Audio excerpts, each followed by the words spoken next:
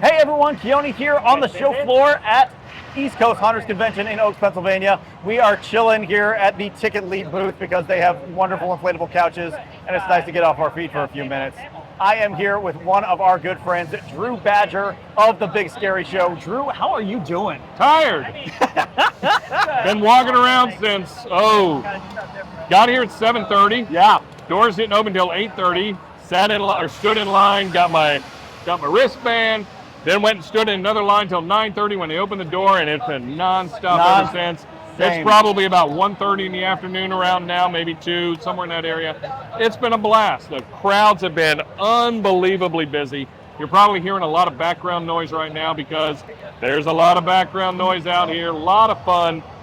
You know, came out here last year for the first year, completely blown away. Second year, bigger and certainly better than ever because, I mean, the results speak for itself. I mean, look at all the people out here. Absolutely. There are easily somewhere between 2,000 people on the show floor right now at this moment. And that amazed me, especially for a show in its second year. How are you seeing it compared to last year, crowd-wise? It is, the cool factor is still here. Yeah. Still got that really cool vibe. It's still a fresh and new show. Yeah. And it's just bigger. Mm-hmm. It's louder. It's more boisterous. There's more kids. You know, there's young kids like 5 feet away from us. But you know, there's lots of neat stuff happening. There's classes going on. I see more seminars and classes offered this year. Yeah. There's a Christmas show over here. I walked through the Christmas show. Over there. I could not believe how many things they had over there too. I mean, that's one of the cool things about Transworld. You can go over to the Christmas show, sit down, and just chill, and it allows you to do that here too. Yeah. The seating may be limited, but the quiet factor. When you get tired of too many clown horns and too many whatever that noise is, then you can just kind of go peace out over there for a while. It's very nice. Totally. And I'm impressed by the number of lighting companies that are over there.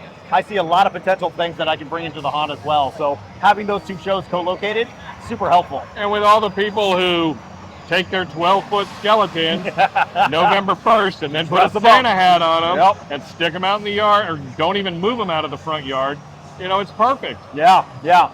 Now this show is owned by Transworld. Yes. But it is a convention. It is not a trade show. This is a Haunters convention. It's not a horror convention. You're not going to meet the guy that played victim number 7 in the 13th, Friday the 13th, whatever, like you would at some other show and pay $80. No. This is a haunter enthusiast, Halloween enthusiast, actor, home haunter, makeup artist type show.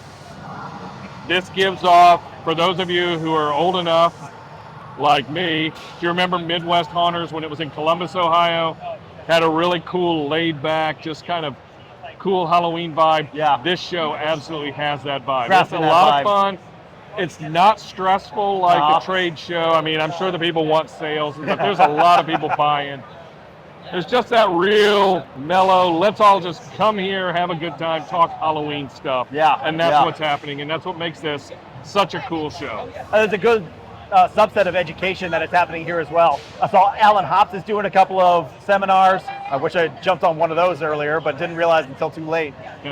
But lots of good education happening on top of everything that's happening here on the show floor. I've never taken a class, obviously second year. I didn't sign up for anything like that. So I don't know how the class sizes are going, but I assume they're very well attended. The level of experience with the people who teach it is off the charts. Absolutely. You mentioned Alan Hops, probably the best in the business for teaching everything. Yeah. You know, you want to make blood, you want to build a face mask, you want to build a probably working chainsaw that'll cut heads off from 50 yards. He'll probably know how to build it. Yeah. But you know, the level of expertise of people who are even local. You know, why you know, you don't need to bring in somebody from the West Coast. You could, obviously, but you know, there's 50 million people within a 5-hour radius of where we're sitting right now. Sure. Or more, I don't know, but Jesus, you know, somebody's good at something, and they're out here teaching this stuff. There's lighting, like you said, make and take, makeup, costuming, distressing costumes, all sorts of really cool things. And people are going to the things. I saw people walking in towards the seminar rooms and everything. So I know same. somebody's going and learning some cool stuff, and that's just one of the things that makes a haunters convention that much cooler. Absolutely. And something I'm seeing here that I have not seen most other places, they have a whole row of the show floors dedicated to haunts that are local to this area, showing off their wares. I'm not the youngest man in the world, but for many, many years, I have told haunted attraction owners, I have told convention owners, horror cons primarily, you need to get together.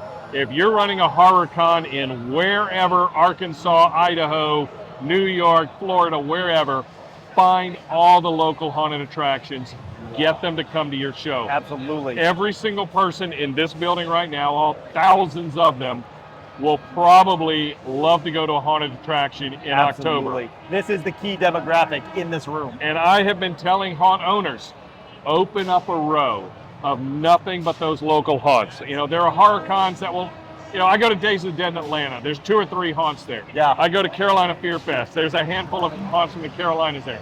I go to shows all over the country, and there are local haunts. You go to Midsummer Scream. You've been to Midsummer Scream. You've seen the Hall of Shadows. Oh yeah, the Hall of with Shadows is all fantastic. the home haunters and semi-pro haunts that put little teaser haunts in that room in the complete darkness. Yep. Greatest thing in the industry, in my opinion. Yeah. But I walk in and I hear the rumors, and I hear the rumors are happening here. And I walk in and I go against the far wall over here, and there's nothing but haunted attractions from Maryland, Pennsylvania, Delaware, New York. There's one from North Carolina. They're just from all over the East Coast promoting their haunts. They have scan here to apply for a job. Actors, you need a job? Come. You want a job, come here and apply. That's the whole thing. This is your demographic. This is where you find your actors. Oh, and you're selling a t-shirt with your haunt on it? I'll buy one of those. You got a hat? That's advertising in April and May and all through the summer. Absolutely. Your haunted house. So if whoever put that idea in the head of Transworld people, if they got it from me, you're welcome. If you didn't, great. I've always thought that's a great idea anywhere. Absolutely. Now we just got to work on getting a row of podcasters. Seriously. Because if you get a row of podcasters, often a little quiet section of the haunted convention floor, they're going to be talking about it on their shows for 6 months. Hey, I'm coming to this convention. Come get an interview. Yes. Let me talk to you. Every show you have. Oh, and don't forget to see me at this convention. Free advertising, convention owners. You know, you're welcome if you do that, by the way. You can guarantee we'll be there. Yeah, hopefully. I'm old, but I still travel. So. Absolutely, absolutely. But that's what we do. You know, we come to shows like this. You and I, we interview a bunch of people. We put it out on our respective podcasts. We've been doing it. We just had our 13th anniversary show. Congratulations. Longest running industry podcast for Halloween in the world, as far as we know, until proven otherwise. There's other people who've done it longer, but they've never been consistent. They've shut down for a year or 5, or they just don't put it out consistent, which is fine. We're not bragging, but we enjoy what we do, and we're going to continue to keep doing it for as long as we can, as long as there are shows like this, haunted houses to cover, and cool people to talk to. That's a great segue. Let's talk about Big Scary Show. Oh, what do you guys have coming up? We're talking haunted houses. I mean, obviously, our next show will probably feature a lot of East Coast interviews. Maybe one featuring a particular podcaster. Don't know. We'll just have to wait and see if he makes the cut. But obviously, convention season's in full swing. You know, maybe Jim will go off to a show. Maybe Jonna will go to a show. I know there's some rumors about, you know, some particular person going out to Midsummer Scream on the West Coast again. Maybe that's going to happen.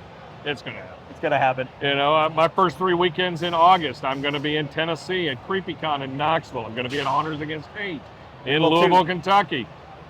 Then I got Midsummer Scream out in Long Beach. There's just a whole lot going on. Halloween is not just October anymore. Yeah. It can't be. Yeah. We're halfway there. After this weekend, we basically rounded the corner towards October. Yep. Build season. Build season is starting.